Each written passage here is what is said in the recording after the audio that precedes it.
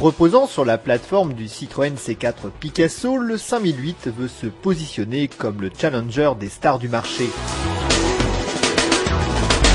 Il ne faut jamais dire jamais. Alors que tous les constructeurs tentaient de rivaliser avec le Renault Scénic, Peugeot préférait laisser cette tâche à Citroën. À la place, le constructeur proposait sa propre déclinaison du break.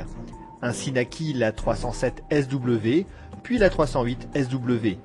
Mais 15 ans après, Peugeot change d'avis. La principale raison ? Le constructeur veut couvrir 90% du marché, tous segments confondus.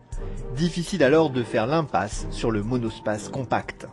Long de 4,53 m, le 5008 s'adresse à ceux qui trouvent le 3008 trop petit et le 807 trop imposant. Bref, il vient allègement écraser les plates-bandes des Renault Scénic, Citroën C4 Picasso, Ford C-Max et autres Opel Zafira. À l'intérieur, contrairement à la concurrence qui fait profiter les occupants des informations de la planche de bord, le conducteur a sous les yeux les compteurs et l'affichage tête haute.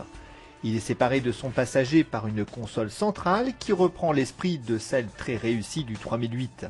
Cerise sur le gâteau, le 5008 bénéficie du tout nouveau système de navigation, enfin disponible avec une connexion Bluetooth. En 5 ou 7 places, le 5008 reprend les sièges et la modularité de son cousin, le C4 Picasso. On apprécie les 2 sièges supplémentaires qui s'escamotent dans le plancher du coffre, bien pratique pour le transport ponctuel d'enfants, mais trop juste pour des adultes.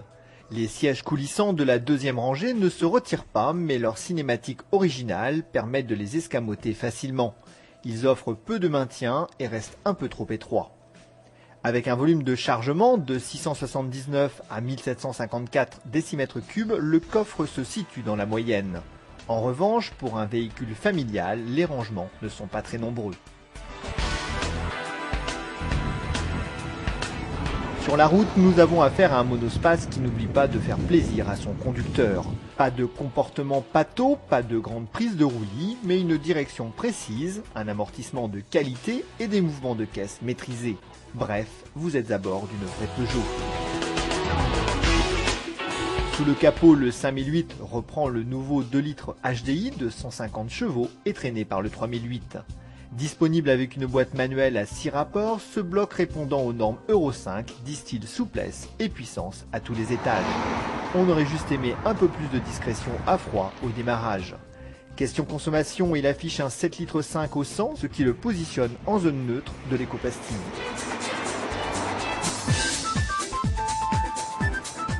Peugeot fait donc une belle entrée dans le monde très concurrentiel des monospaces compacts. En toute modestie, le 5008 bénéficie de tarifs très raisonnables. Le premier prix, 21 850 €. Pour notre modèle d'essai, livré dans sa finition haut de gamme, comptez 30 800 €. La version Pack Premium est suréquipée, elle comprend le nouveau système de navigation, le grand toit en verre panoramique, les jantes de 17 pouces, l'affichage tête haute ou encore les barres de toit chromées.